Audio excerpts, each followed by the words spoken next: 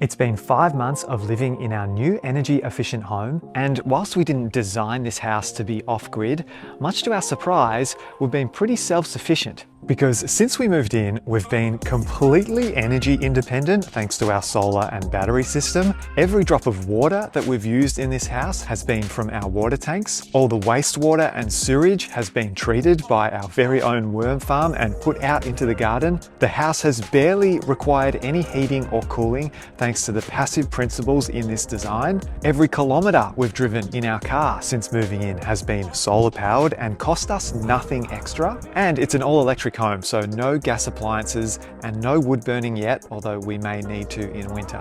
So whilst we didn't plan for it, this has actually been a zero emissions home since we moved in. But there is one area that we feel we have failed in when it comes to this being an eco home, and that is build materials. Our original budget was $600K, which is pretty good for a house like this in 2025, but we did have to make many compromises along the way in order to achieve this. And the biggest one that we found increasingly frustrating was having to say no to good eco alternatives. For example, the walls are not rammed earth or finished in limestone. We have no recycled glass on site or any salvage steel, no reclaimed wood or even low VOC paints. Everything we went for was mainstream, conventional, and lower cost. One of the biggest pivots we had to make throughout the entire build was bringing down the overall cost of this kitchen. Our first solution was removing any natural stone from the bench tops and going for laminate. This actually ended up being a great solution for us and saved us around $5,000. The second solution was turning to IKEA, who are not really known for being environmentally friendly, and getting them to redesign all of our kitchen cabinetry. And this ended up saving us over $10,000, and we ended up with a much better design.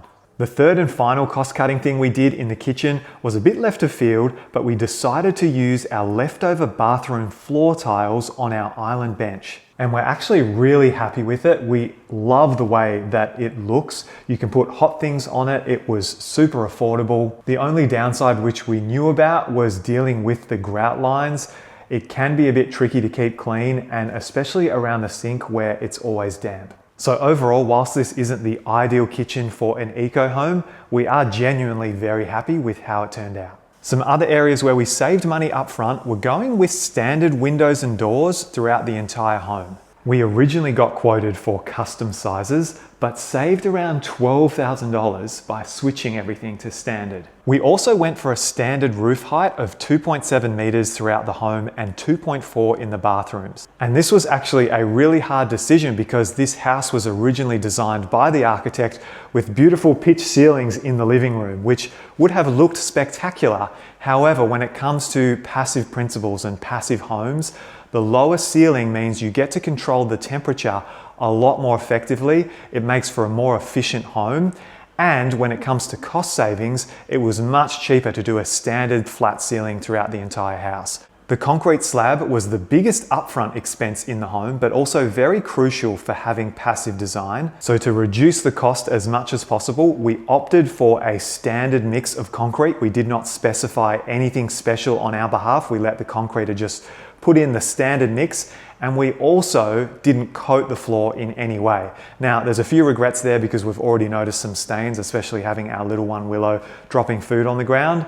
But all in all, I think if you're quick to wipe things up, you can avoid having to seal and coat your entire concrete floor. On the outside of the building, we went with a very standard type of cladding around the entire house. Some people think it looks like a giant garden shed, but we really like it, and it makes it really affordable and easy for the builders to install. We continued to use IKEA throughout the home for all of our cabinetry and wardrobes, which again, we've been really happy with. Now, to put it into perspective, the original quote we got for custom cabinetry was $100,000. When we decided to go with IKEA throughout the entire home, that dropped that price down to $27,000. And the crazy thing is, with the IKEA stuff, it's much more functional. You get all these accessories, all these different color options and handle options. Even for this study nook, we decided to build it out of the IKEA kitchen cabinetry, which made it much more affordable, but it's also really well designed and it works perfectly.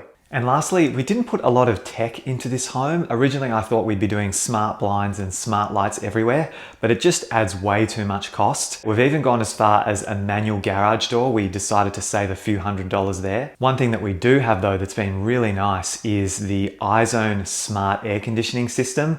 So essentially it zones all the rooms with their own temperature sensor and you can control it all from your phone. So that's been really useful, but it did cost us $17,000 for the entire ducted system to be put in with this type of technology. We have only really needed the aircon system a handful of times since we moved in. Maybe that'll change in winter, but this morning it was 0 degrees outside and the inside of the house without any heating when we woke up was 18. So we did not need to turn the heater on. And I think that's a great example of how well this house performs even on a super cold morning. Which brings me into what we've been loving most about this house since we moved in.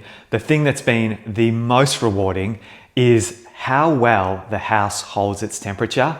This has really caught us by surprise. We knew it would be good because we put in the double glazing, we put in the really good insulation, all the doors and windows are aluminium and sealed in really well. But even still, just seeing on a really cold morning or a really hot day, how well the indoor temperature stays around 20 degrees without the need for conventional heating and cooling. So we've got the ceiling fans in every room, which really helps. We've got all the windows strategically placed on the south side of the house for that beautiful natural cross breeze ventilation to cool down the house after a hot day. We've got awnings and shading to protect the sun during the summer and then let the sun come in onto that thermal mass of the concrete floor during the winter. I mean, you can just work with nature and work with the sun to really elevate your house. And this is not a more expensive way to build. It just requires some thinking up front. And it's great to now be living in the house and seeing the results for ourselves. So hopefully you found this video useful. I would have liked something like this when we were looking to build our house.